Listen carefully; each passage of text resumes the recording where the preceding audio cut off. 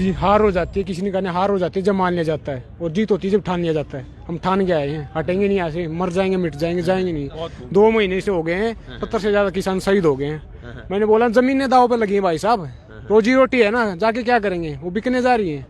समझ रहे हो ना। पहला कानून के बारे में बताऊँ, आप कुछ भी पूछो, सवाल पूछो ना। नहीं आप बताओ, ये जो MSP पर गारंटी आप लोग चाहते हो, MSP पे गारंटी चाहते हैं, तीनों कानून वापस आते हैं। तीनों कानून वापस नहीं होने चाहिए, 2 कानून वापस होने चाहिए, तीसरे का अमेंडमेंट वापस होना चाहिए। तीसरा कानून वापस होगा तो ऐसा ही हो जाएगा जैसे अमेंडमेंट के बाद हुआ है। अच्छा। स्टॉक लिमिट हट जाएंगी, पूरा कानून वापस होगा तो स्टॉक लिमिट चाहिए। समझ रहे हो। पहला कानून क्या बोलता है कि APMC से बाहर किसान अपनी फसल बेच सकता है। 85% इस देश के किसान समाधान मार्जिन है जिसके 5 एकड़ से कम जमीन है। 70% किसान ऐसे जिसके 2 एकड़ से कम जमीन। सरकार क्या बोल रही कि प्राइस डिस्कवरी होगी, मार्केट से बाहर बेच सकता है। हरियाणा पंजाब का किसान जिसके 2 एकड़ की जमीन है, जो ट्रली भर के तमिलनाडु बेचने जाएगा, केरला बेचने जाएगा, लंदन अमेरिका बेचने जाएगा। ये कौन सा लॉजिक है, रैशनैलिटी है कोई। दूसरा कानून क्या बोलता है, कॉन्ट्रैक्ट फार्म में उसके एक सेक्शन में लिखा है कि क्वालिटी ग्रेड एंड स्टैंडर्ड। समझ रहे हो। अब ये खुला आसमान है, पहले वो कॉन्ट्रैक्ट में लिखेंगे कि चावल इतना मोटा होगा, इतना पतला होगा, इतना ऐसा कलर होगा। अब ये खुला आसमान, इसके नीचे फसल पैदा होती है। बाद पानी, सूखा, आंधी तूफान सब कुछ उसका असर करता है। मशीन थोड़ा ना उसके अंदर से निकालो बिना डिफेक्ट के निकल आएगी। कौन सा लॉजिक है ये तो वही बात होगी कि पानी वाला जहाज उड़ेगा। हम बोले सरकार को नहीं सर पानी वाला जहाज तैरता है, मोदी साहब बोले ना भाई उड़ेगा। तो आप बताओ कैसे उड़ेगा। तीसरा कानून क्या बोलता है, एसेंशियल कमोडिटी एक्ट, उसमें 55 में पास किया था नेहरू जी की सरकार ने, उसमें संशोधन किया है। उसमें बोला स्टॉक लिमिट हटा दी है और बोला क्या कि किसान होल्ड कर सकता है। किसान के बारे में किसी ने कहा कि छत टपकती है उस किसान की, लेकिन फिर भी वो बारिश की दुआ करता है।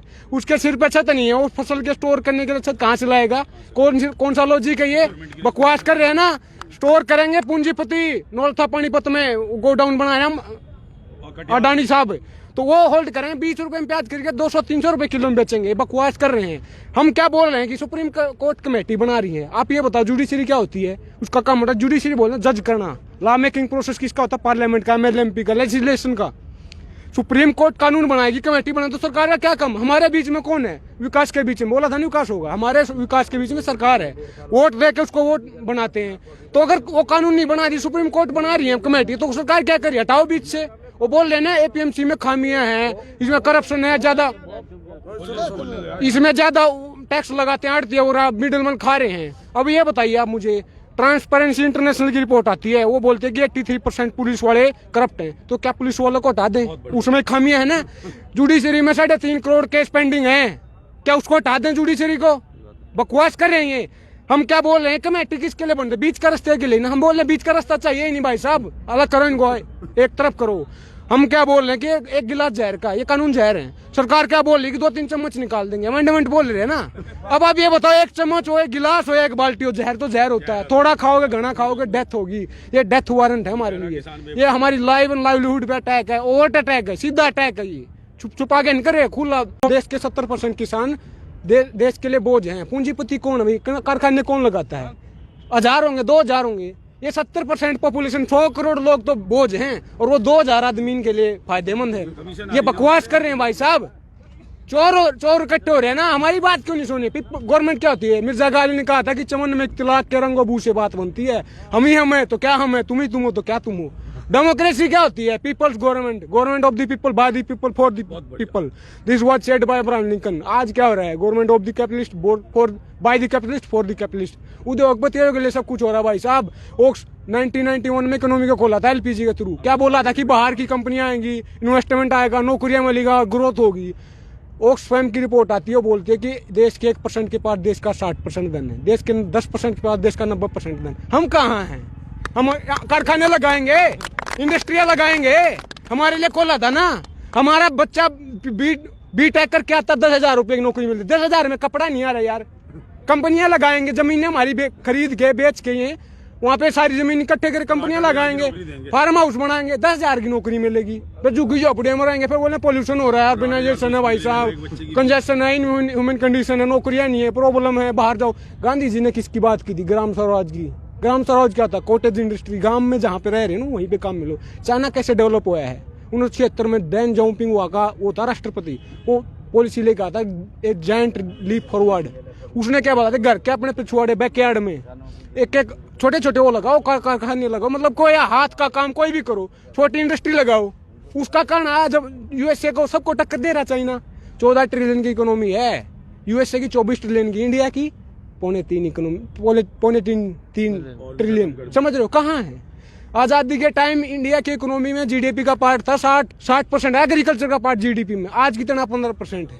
खेती को खत्म करने जा रहे हैं, बकवास कर रहे हैं, चोर बेचने जा रहे हैं, हमें बकवास कर रहे हैं। इतना उठान चाहते हो तो पीएम किसान के दूर 2000 6000 की दूर हो, 60,000 दो ना। मैं क्या कहना चाह रहा हूँ, बात बहुत है, गुस्सा बहुत अंदर है, क्योंकि बेचने मेरे बाप ने मर मर के पाला है, जब पढ़ाए हैं, ये साले उसको जमीन का बेच रहे हैं। इतनी औकात है किसी की?